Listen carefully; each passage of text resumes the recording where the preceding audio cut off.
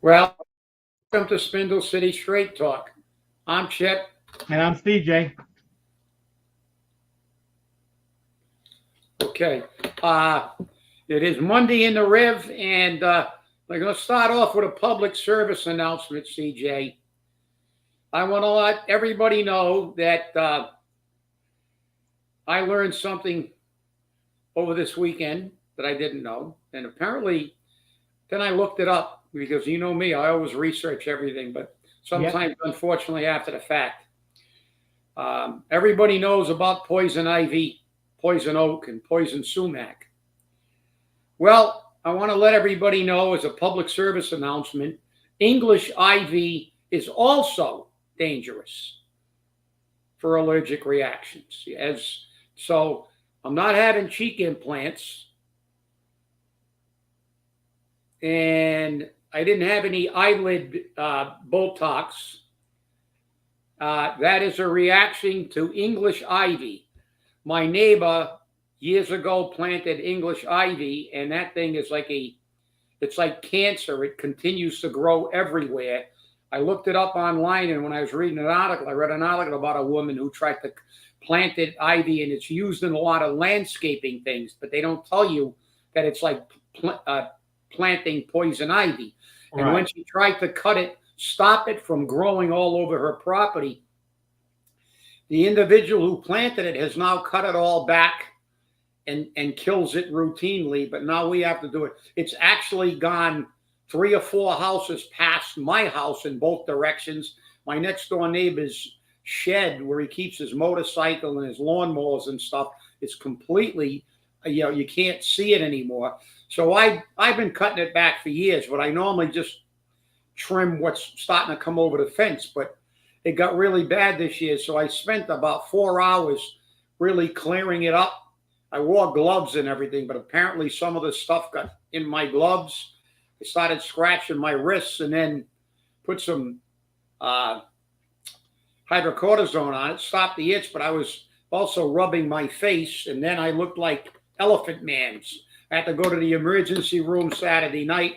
I'm on prednisone and a couple of antihistamines. So, public service: do not, if you see English ivy planted in your neighborhood, as soon as it gets anywhere near your property, kill it. You can use vinegar, salt, and dishwashing detergent. The measurements are in any, get online and just say natural weed killer, or you can use Roundup or something like that. Trim it back, but wear gloves, wear a long sleeve shirt. Otherwise, you'll end up looking like this. And you know that English ivy is an invasive species.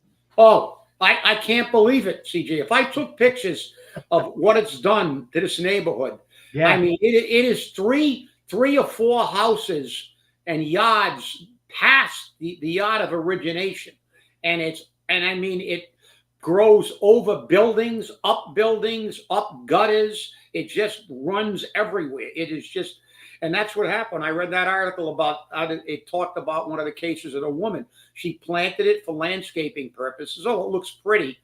And then all of a sudden, it encroached on her entire yard, and she tried to cut it back, and then she was nearly hospitalized. So, but it is what it is. I mean, that's the thing. You think if people, you think a landscaper who says you want to do this and use it for landscaping purposes, be aware that this stuff, you can get an allergic reaction to this stuff like you can to all the other ivies.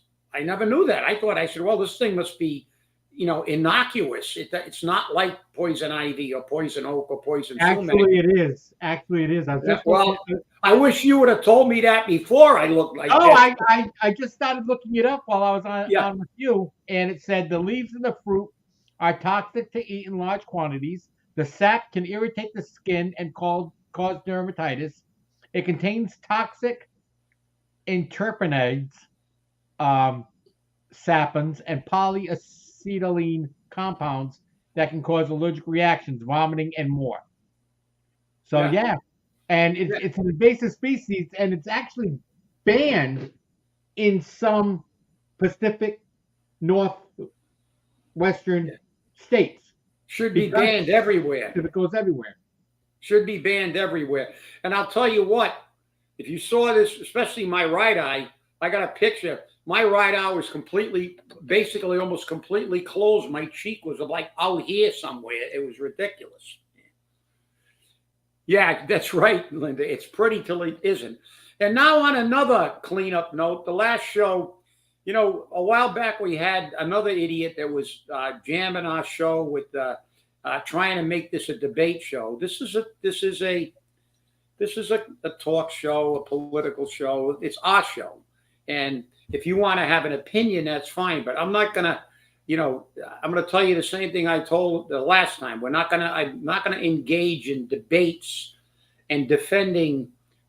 My position is my position. If we have a fact wrong, we have always said on this show, if you correct something we say and state as a fact,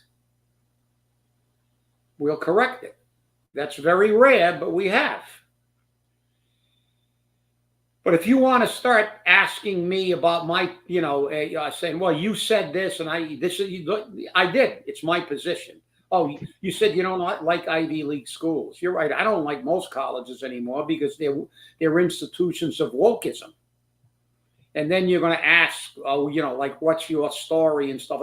You're going to personalize everything. Listen, I don't have to tell you my story. Go ask Linda Pereira. Go ask Paul Hart. Go ask Paul Coogan about my story. They've all called me to explain health care, to explain some collective bargaining issues, to explain retirement issues. Linda Pereira, in the middle of the council meeting when they were screwed up on numbers, said, did anybody ask Chipper? You have the audacity to ask me my story? I have been doing this for 40 years in this city, presenting numbers, and have never presented a wrong number to that council. Everybody in the council knows that when I go up there, I'm not speaking theoreticals. I'm speaking facts. And you're going to try to impugn us, Democratic name callers. That's what you do. We were called misogynists, especially, I guess, me for my stick the other hand where the sun doesn't shine comment, and I stand by that. But the reality is we're not misogynists, and even if we were, it's not illegal to be a misogynist. So I'll tell the person who said that she never watches the show but does, I'm not going to call you a misandrist. So for our viewers out there who don't know what a misandrist is, it's the female version of a misogynist. It's a woman who hates men. But I'm not going to say you are a misandrist. I will say I think you are a misandrist. And this is the end of this conversation when I say the difference between us and you is all you do is attack people, just like Harris has no platform, no policy. She's turned it into Lollapalooza. They don't want to talk about issues because they have nothing. And they get all their information from TikTok and Twitter and Gen Z people. They're not running a political campaign. They're running a love fest. But unlike you, I will allow you an opinion I don't agree with. I'm not going to say you don't have it. And the greatest thing is that we will support your right to have that idiotic opinion. Unlike you don't want anybody who votes not your way to vote. You want to throw them in jail. You want to do everything. But you have the rights we do. You don't have to agree, but we will defend those rights. That's the difference. And we don't engage in this crap. And I'm not going to deal with this on the show. Get your own show. Go on Facebook. Call us names all day. We don't care. We don't care. We're here to put our opinions and facts out that we feel a lot of the community needs to hear. And unlike you,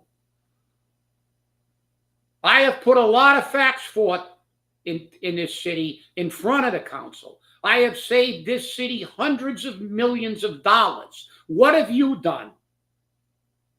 You're going to question me? I'm the guy that brought the Canadian drug plan into this city. I was the chairman of the IAC that saved this city almost $80 million in pharmaceuticals. I'm the one who brought the health care to this city. That's the best in the state, dollar for dollar. That's why other people retire here instead of where they were. That's right. Like Ray Mitchell, Linda Pereira. She could have retired through the state. She worked for the state or the county. Ray worked for the state. They all retired through Florida because of the health care. You're going to try to impugn my integrity? You've made it personal. Tell me what you ever did. I've been fighting for the underdog my whole life. When I ran a union, I got elected 14 times. I was the first officer to be elected president of the firefighters union. I was elected as a lieutenant, re-elected as a captain, and then re-elected 12 times as a chief, which is very rare. Why? Because I fought for the people who weren't political kiss asses. Because political kiss asses don't need a union. They go run to their political godfather and they cover it up. I always fought for the underdog, still do. That's why I got elected to the retirement board when they ran all the political people against me. Ray Hay, former city councilor, sitting veterans agent, a whole bunch of other people they ran, but I got the votes. So you may not like me, but I'll let my record speak for itself. You don't have to look up my story. Go ask Linda Pereira. Even Bridget Almond had to say, well, you know, he does agree with me on the health care and the investment piece. So apparently, I'm not talking from my ass.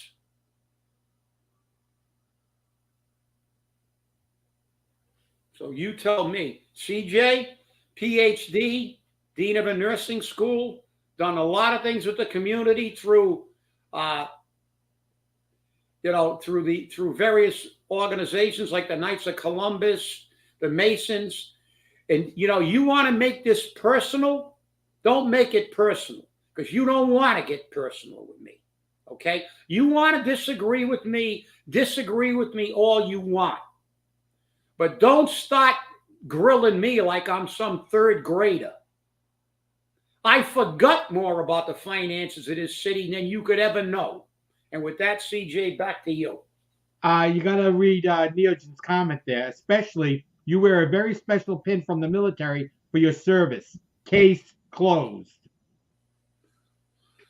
Yeah, that is correct. I was a proud member of the United States Army Special Forces, better known as the Green Berets.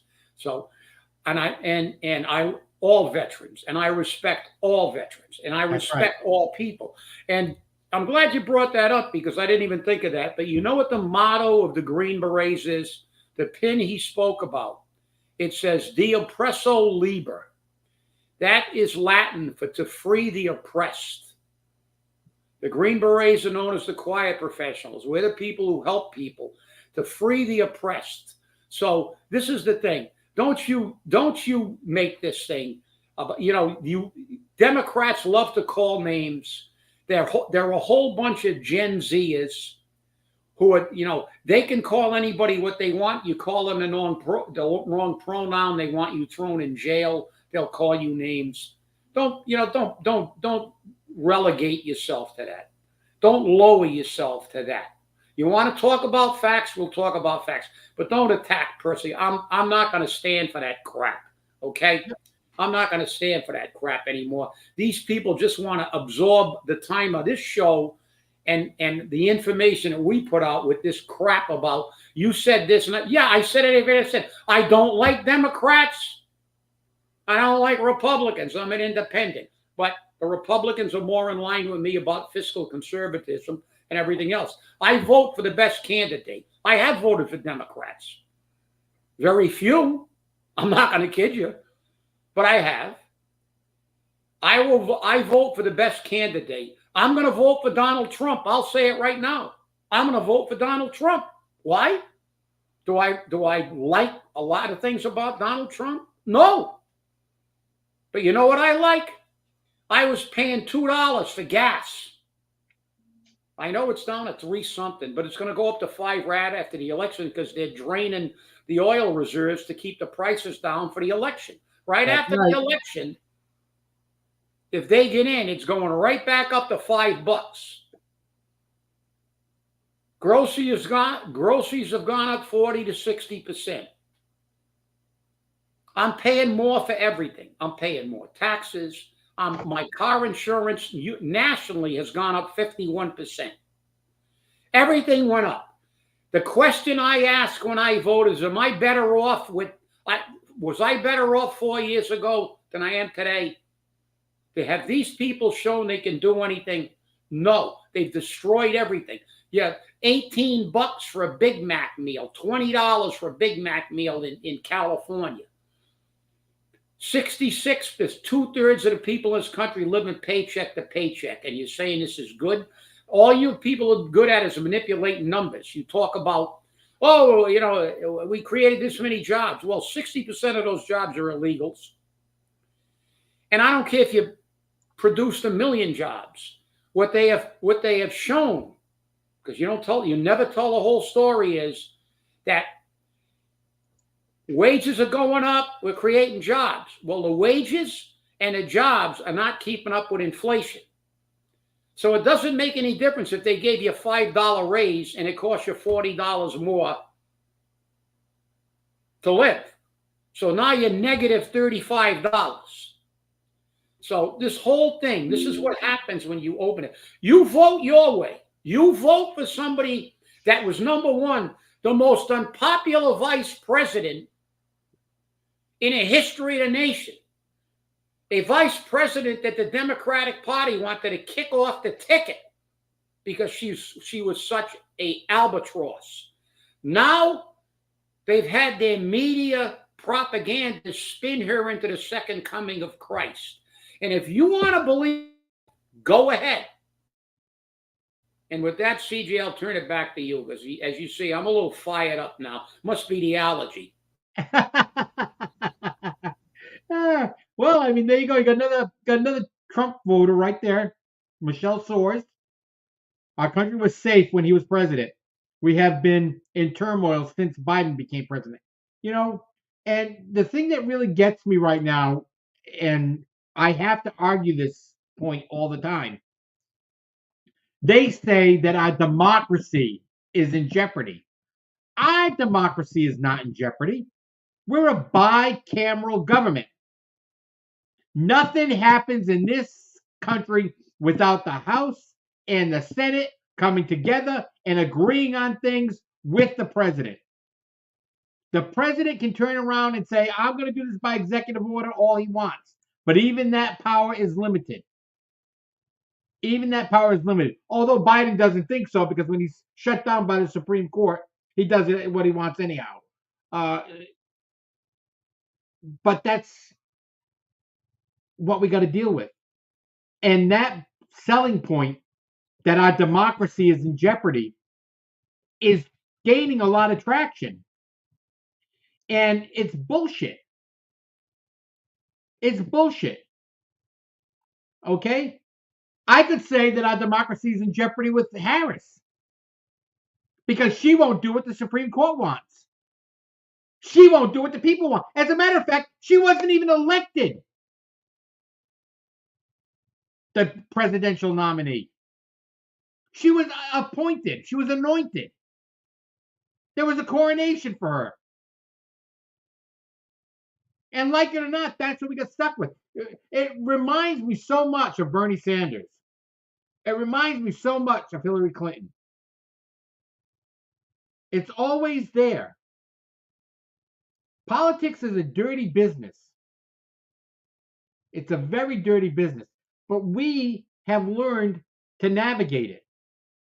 And we've been navigating it for a long time, especially in Fall River. Because in Fall River, not only is it dirty, it's a war. You say the wrong thing about a politician, and we know this, we've learned. You say the wrong thing about a politician, all of a sudden, they come after you personally. They come after you professionally. They take away your voice. And they don't care. Because you don't have a First Amendment right. You don't have a Second Amendment right. You don't have any rights.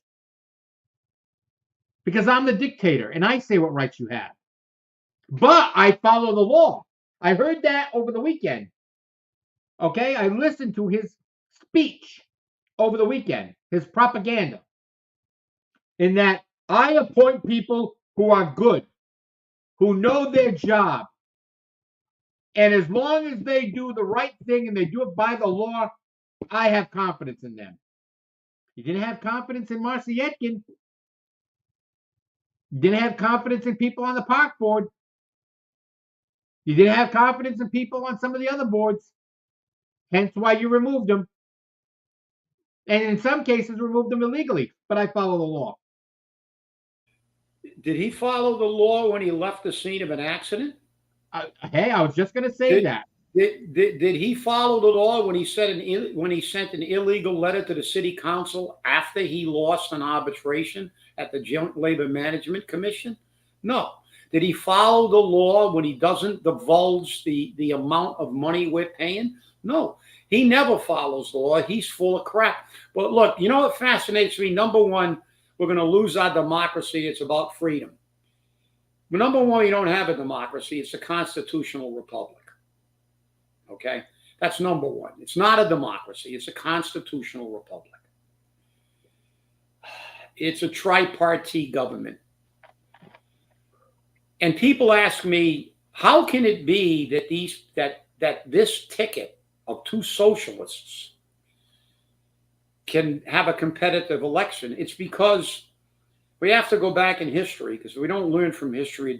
Joe McCarthy was right in the 1950s. They ran him out on a rail because they said he was crazy, because he said in the 1950s that there were communists all over this country and they were going to infiltrate the country, and they were going to take it over by doing what? He said they were going to first infiltrate the colleges and fill them full of socialist communist professors to brainwash the students.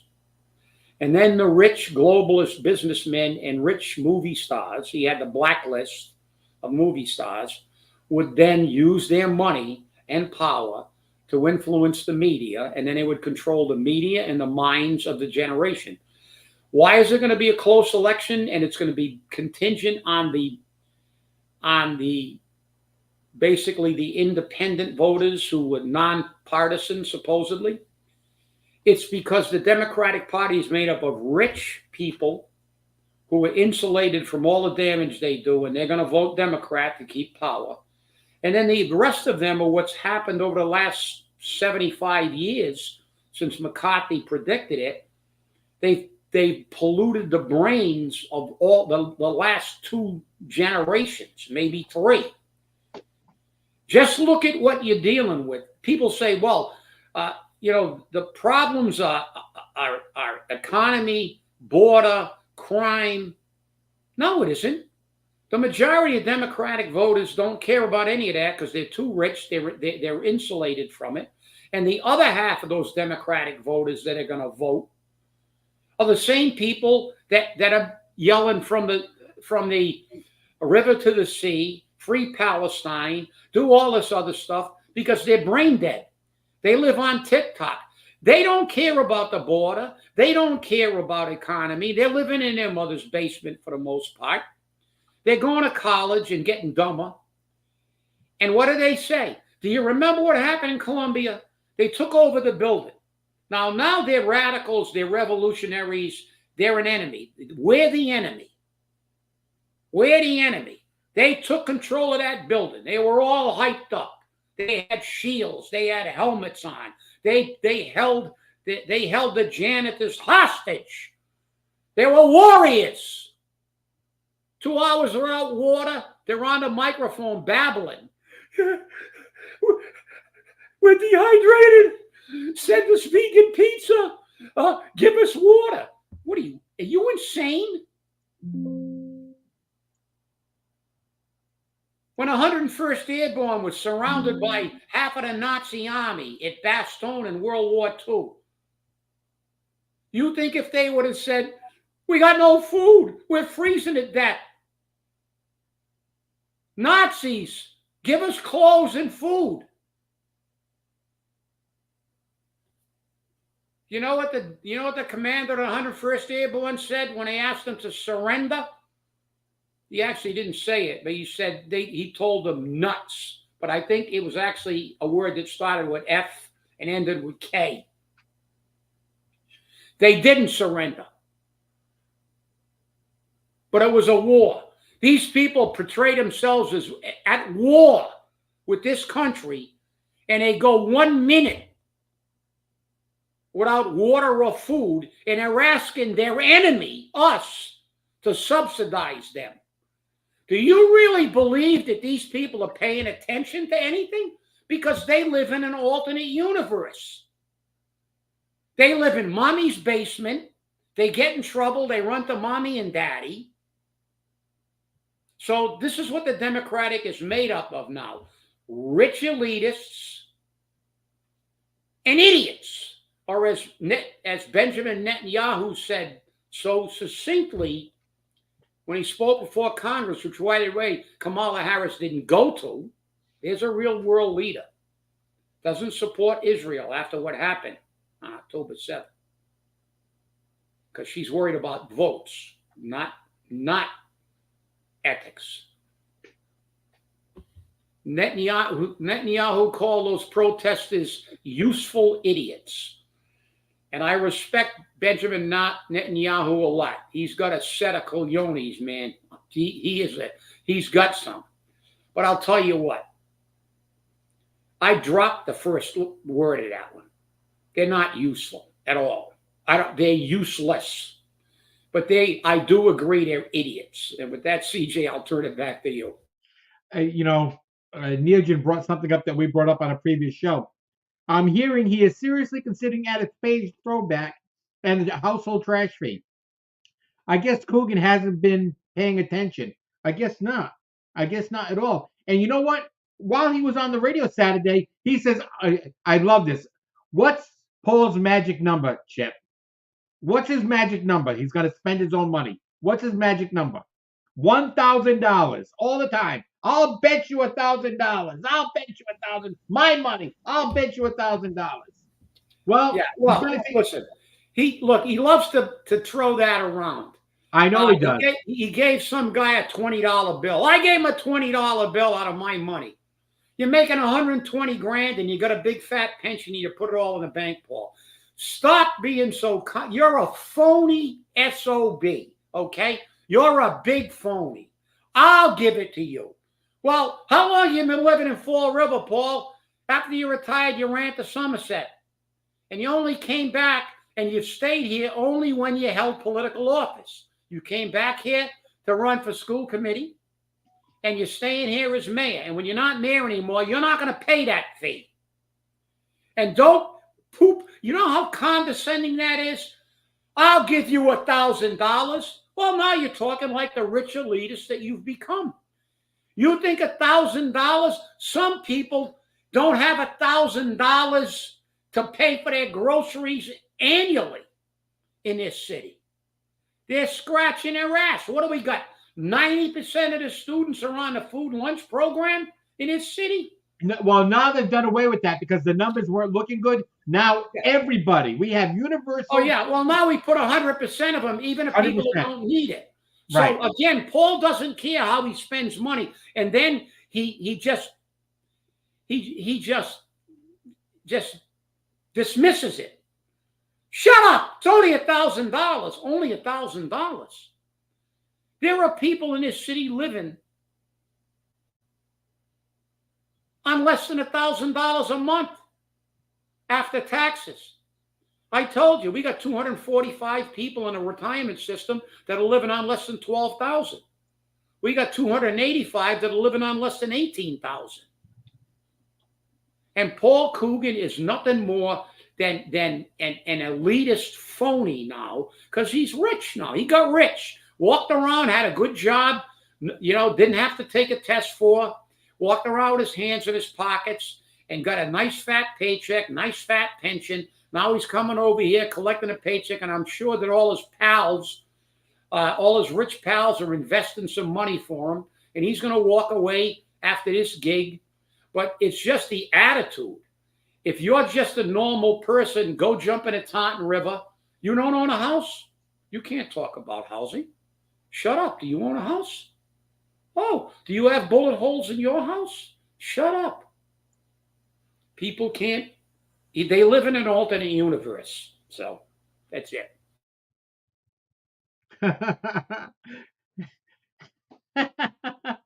You have to, Neogen, I'm going to bring you on the show. Because you're right on the money. He brought up on We Suck at Radio over the weekend, or Sue Nader did, that they believe that the median income in Fall River was about $40,000. I'll give you the median income. Individually, it's $31,645. That's the U.S. Census Bureau? Yes. Yeah, I know that number by heart. And that is a median income. That's right. And let's make that clear to the people. They're talking median income. Median doesn't mean that everybody makes at least 30,000. That means there are people that are making 12, people that are making 40, people that are making 50. They're looking at the median individual per capita income. And a median is just what it means. It means a median. Look, you got Paul Coogan, who never negotiated a contract, doesn't know numbers, by his own admission went on WSAR and said, well, I don't know nothing about those numbers. I'm not in the loop. I don't know nothing about that. That's what they do. He doesn't know anything. And all of a sudden, these people are all big economic experts. Well, we think. Well, give us, did they cite something? You just cited something. Every time we cite a number, we cite where we got it from. That's right. That's where I always use look, I can go on 5 different sites and get maybe 5 different numbers, but one's going to be 30,000. But I use the United States Census Bureau because I can compare Fall River with the entire state and the entire country. That's and right. I can look at median incomes. I always have used the United States Census Bureau. But median income, and that shit low. Yes, it is. I went on a council, I told them the average median income in the United States is like 58,000, not 30. We're barely over half of the median United States income. And that's including places like Appalachia, where it makes Fall River look like a boom town in some of those places in Appalachia. They're so poor. They're dirt poor. That's a median income. This city, how dare they? They think everybody's stupid. Why did they call us a gateway city? Why do they have all these euphemisms to try to pretend that this city isn't what it is? It's a poor city. It was a blue-collar city. Now it's just a poor city. And they just insult everybody. They're propagandists. That's why nobody listens to We Suck at Radio. That's why the only place Paul Coogan will go to talk is We Suck at Radio, or talk to Joe No Good. Or Keith Tebow. Yeah, or go to BCC that throws people off for exercising their First Amendment rights. And but listen, it gets down to this election, as Linda and everybody says, most of the people that watch this, because they got a functional brain. Let's be realistic. They can tell you anything you want. When you go to a grocery store, you know.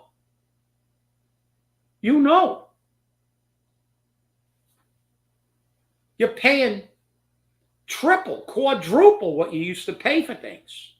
I mean, it's horrifying when you go in there and buy things. I mean, everywhere.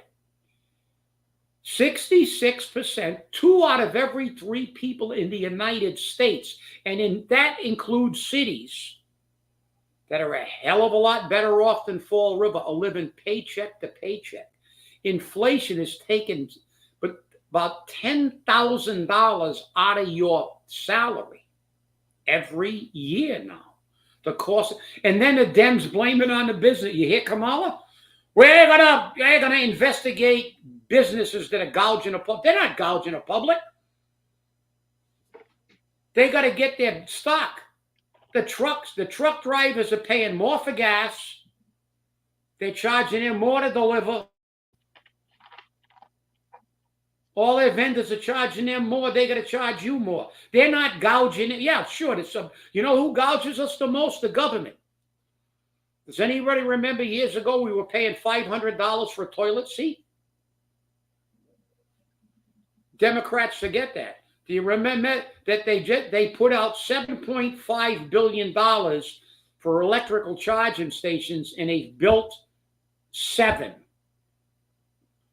So that's over $1 billion per station, and only 5 out of the 7 work. This is what the government, who gouges us the most? The government.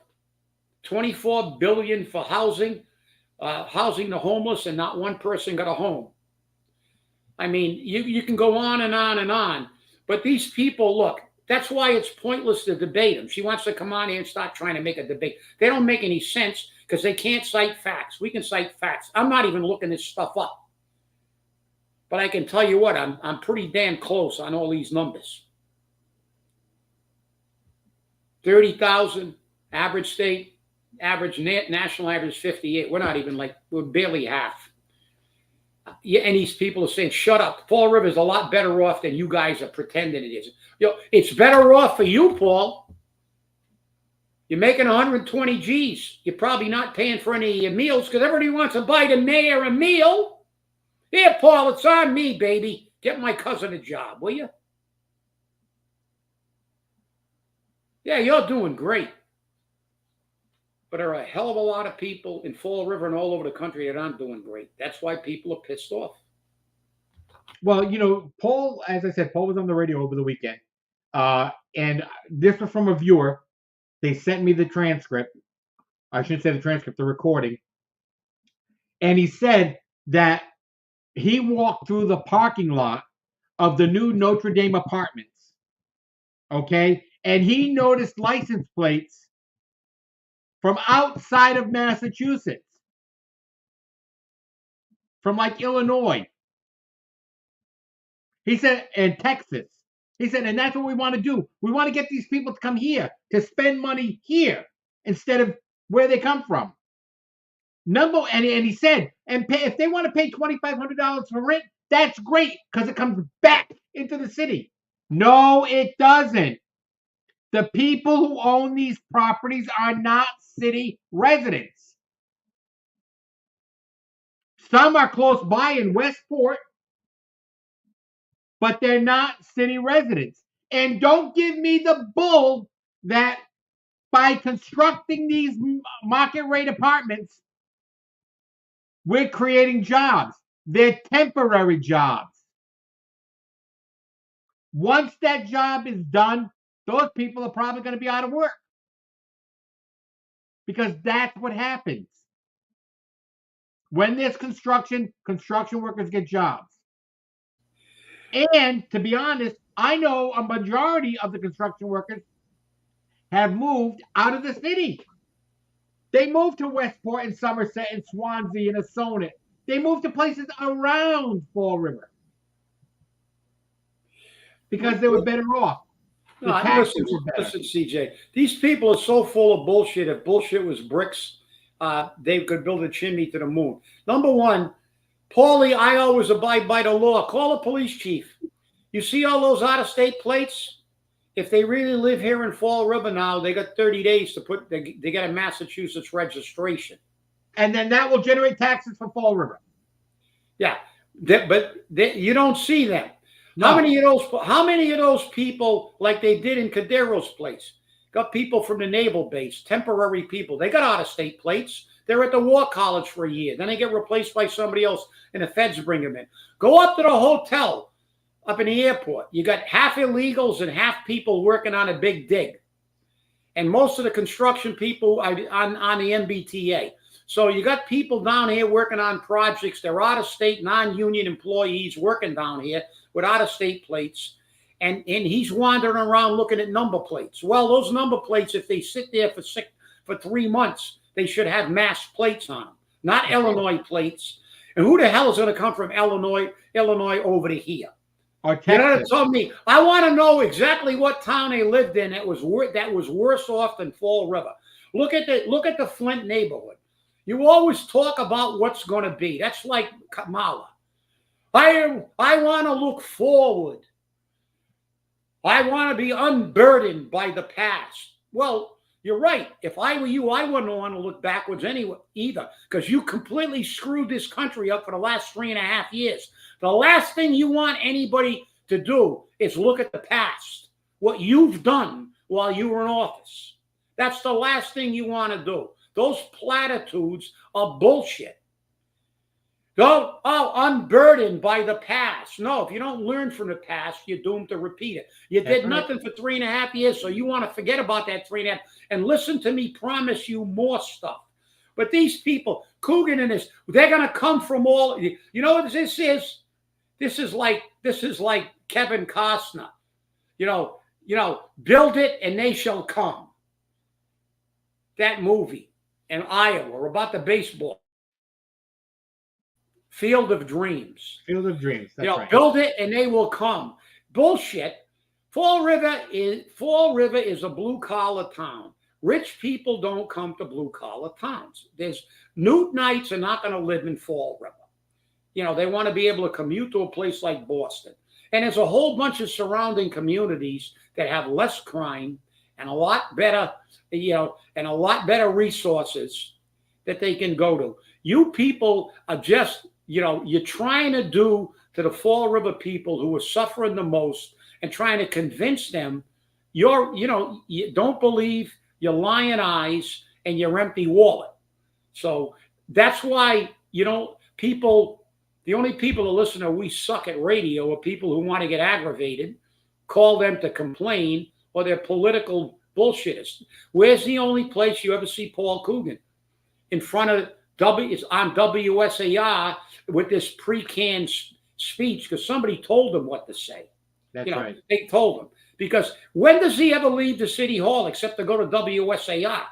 Nobody ever sees him roaming the streets of Fall River. He has breakfast with Kenny all the time so he can get his marching orders on New Boston Road. We know that. We have our spies too. But, he never goes anywhere, and you never even see him around the house that he's supposed to be living in.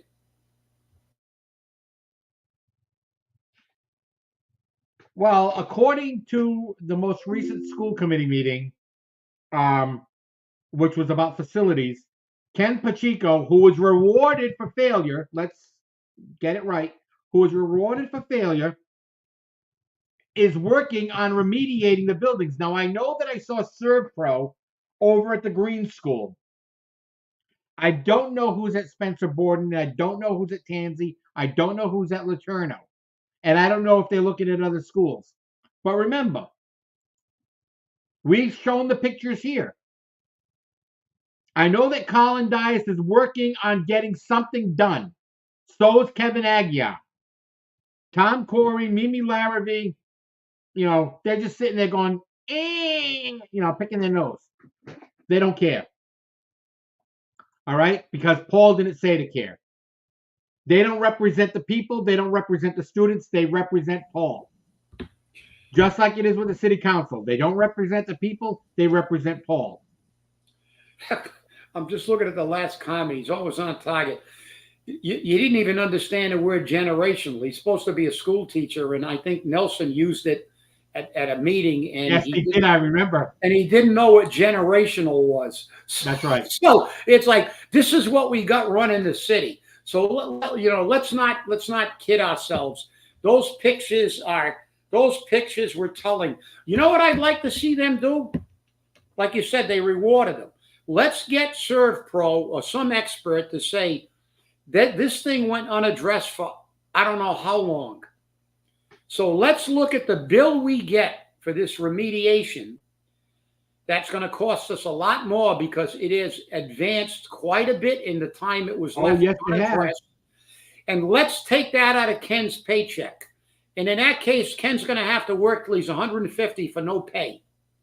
I mean, just look at this. Look at Because this. that's how much it's going to cost. Oh, that duck! I love that duck on Yeah. the first vertical picture. That thing's got so much. Oh, look at that filter. If I had a filter like that, I'd be dead. I'd die in my sleep from mold ingestion. Look at those ducks. Oh my God, that is just criminal. And we're paying $500,000 to a company. Nobody's mentioning that. $500,000 to maintain that system. What the hell have they been doing?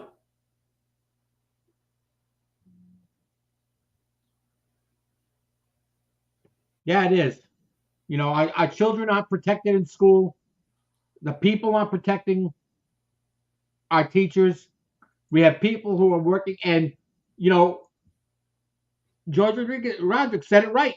There will be a class action lawsuit for the kids and the teachers who claim they're sick because they can get sick, very sick. And who's going to pay for that? Oh, well, according to Bruce Assad, the school department's going to pay for it. Who do you think gives them the money, Bruce? I think we do. They're the masters of deflecting and passing about. Yeah. Oh, don't worry about it. We pay everything. The taxpayer pays everything. And That's right. Listen, there's no excuse. This is very clear. Let me encapsulate what we've been talking about most of this show. With Paul's last ridiculous speech about "I'll give you 1,000," you know that they have a very cavalier attitude. This is a very clear thing. We have the haves running the government in Fall River, and the haves do not care about the have-nots. They dismiss us. Yeah, they should so. We have sick teachers, sick children, and a guy who allowed this thing to get worse, getting rewarded.